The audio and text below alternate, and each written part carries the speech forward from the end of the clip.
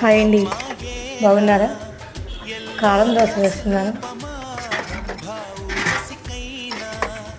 కారం మిక్సీ పట్టుకున్నాను.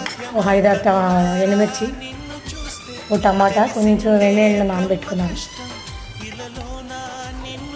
చింతపండు వేసుకోరు, నేను కొంచెం చింతపండు వేసుకున్నానండి. పెద్ద ఉల్లిపాయలు 2, కొంచెం వెల్లుల్లిపాయలు మొత్తం కలిపి మిక్సీ వేసుకున్నాను.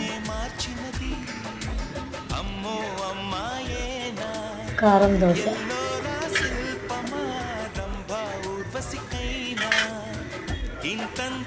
చట్నీ చేసుకున్నాను.